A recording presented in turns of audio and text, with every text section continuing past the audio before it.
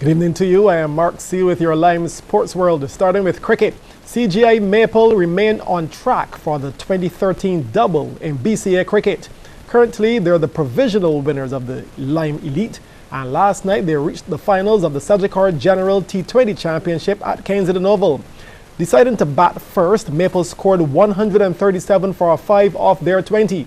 After rain fell again that interrupted Empire's response at 18 without loss of 3.3 overs, the target was then revised by Messrs. Duckworth and Lewis to 66 off 9 overs. The Trent's base bowlers then restricted the Blues to 57 for 8 to win by 8 runs. Lost both their openers within the first 3 overs and both to Justin Graves. First, Shane Ramsey caught up point by Nikolai Charles for a duck.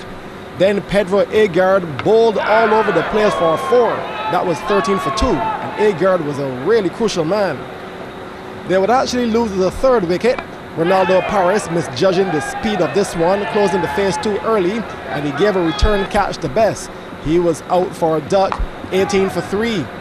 Ormond Kelman, driving on the up, goes square to the point boundary. Then Paris, the on drive, down the ground. These two had a partnership going. Paris, he loved the on drive. This time he got under this one and went aerial for another boundary. Kelman too went for the on drive, but off spinner Jamal Warwick snapped him up. He was out for 10, 52 for 4, a partnership of 34 broken.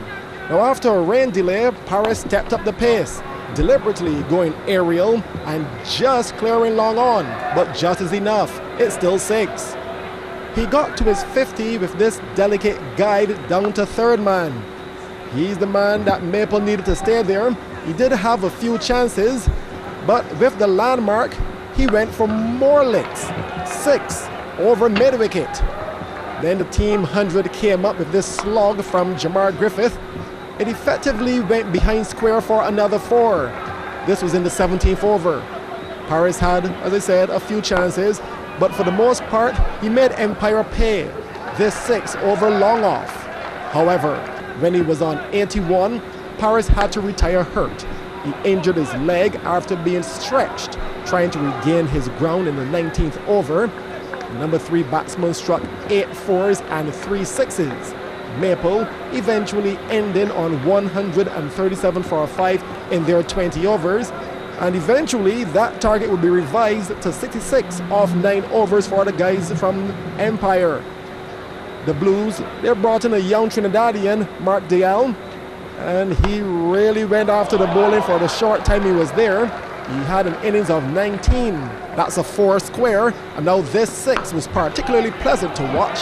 Straight back, held his form, and the follow through.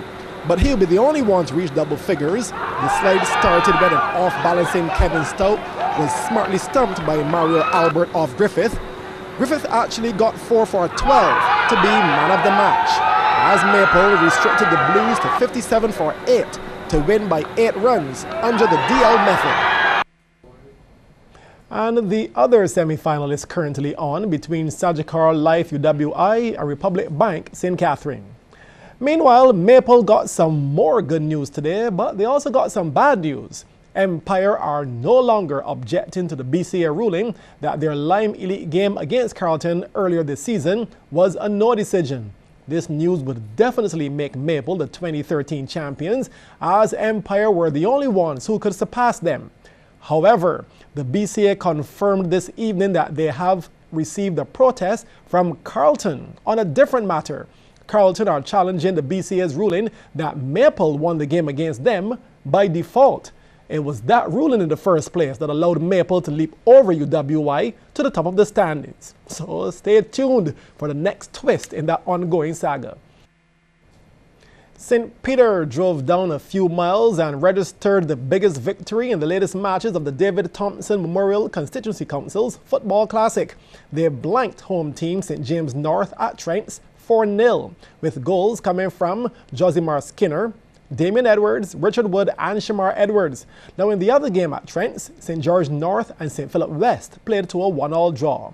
Meanwhile, down south at Rice's, St. Michael North left with a victory over St. George South, while St. Philip South were held to a draw at home by St. Andrew. These guys in the first game wasted no time. St. Michael North had this build-up as early as the 3rd minute. Rashawn Brathwaite started it from midfield, and when the initial shot was deflected, he was there. St. George South evened things up just 7 minutes later. Kerry Ford, with what was thought to be a pass inside the box, was actually a shot on goal. Made that 1-1. This was a first half game, as the winner would come in the 35th. Brathwaite was brought down in the area and the ref pointed to the spot. Now some spectators said, "Nah ref," but yes ref. Take a look, he was brought down. Ricky Barnes would be entrusted with the penalty, and St. Michael North eventually got home at that 2-1 scoreline. Game 2, and this long clearance by St. Andrew would find Raymond Hope, who with some speed and a bit of luck got the score in the 12th minute, and he would net again in the 41st minute, much to the delight of these spectators. And I can bet you this guy has to be from St. Andrew, or he likes football real bad. St. Philip replied immediately, cause in the said 41st minute, Rico Brathwaite would benefit from a bad miss by the last man. Then in the 67th, Michael Bushell would cement the comeback, latching onto the end of this cross from the left flank. Top marks for this goal. This run was well timed, and if you check the bounce off of the boot, it beat the keeper, making the final score St. Andrew 2, St. Philip South 2. And in more football news, defending Lime Pelican champions, Academics, remain winless for the 2013 edition of this out-of-season tournament. Playing at the National Stadium last night, Academics were held to a 2-2 draw by LG Kick Strike Force. Arantes Lawrence scored a brace for the Pinelands-based team, while Aaron Leacock and Terrell Gibbons locked the score for Strike Force. Meanwhile, Bajan Pride remained top of Group A after they eased past Top Bay Settlers 3-2. For Bajan Pride, Carlo Perry also scored twice, while Jomo Harewood got the other for the 2011 champs. Henderson Richards and Raheem Sargent netted for Settlers. Back to some cricket news. West Indies A have some batting to do if they're to save the 3rd unofficial test against India A in Hubli on the final day tomorrow. They are currently trailing by 180 runs with 7 second innings wickets in hand. Narasingh Deonarayan and Asad Fududdin have so far put on a 59-run partnership that steered West Indies A to 116 for 3 at stumps on day 3. Deonarayan is on 44 and Fududdin on 36, while Craig Brathwaite got 21. Now earlier, Chachawar Pujara registered a 300 as India A piled on the runs. Resuming from their overnight position of 334 for 3, Pujara finished unbeaten on 306, as the hosts posted 564 for 9 declared. Ashley Nurse finished with 3 for 106. So scores in the match: West Indies A 268 and 116 for 3. India A 564 for 9 declared. West Indies women's captain Marissa Aguilera believes that sticking to their game plan and an improved batting performance led to their one-day international series win over New Zealand women. The Indies women rebounded from their opening defeat to win the series 2-1 after a 95-run victory in the 3rd encounter at Sabina Park yesterday in Jamaica, thus preserving their unbeaten home series record.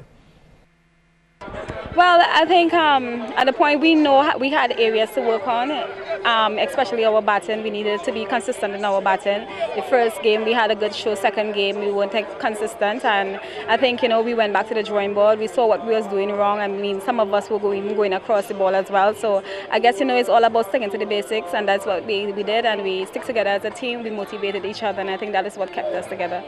We had a plan, we stick to the plan. The coach asked us that somebody must bat through and get 100, and that is exactly what Stephanie Taylor did.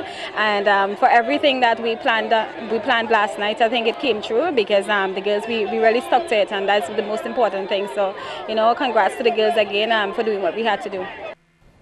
Stephanie Taylor with her unbeaten 135 and her 4 for 35 in yesterday's game was named Player of the Match as well as Player of the Series. She was pleased to get a century at her home venue, Savoy in the Park. For me, it's like, you know, the crowd been begging me from Sunday to actually give them 100 at home. And I myself, you know, had that intention to, you know, to deliver.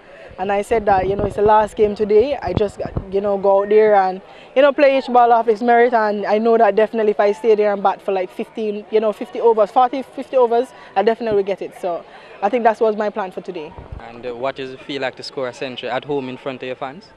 Well, I think for anybody it's a great feeling really, and I think for me, you know, it's amazing to actually, you know, score 100 on your own home soil, and you know, it's a happy feeling. West Indies and New Zealand women will now be joined by England women for a Tri-Nations T20 series, which bowls off at Kensington Oval in Barbados on Monday.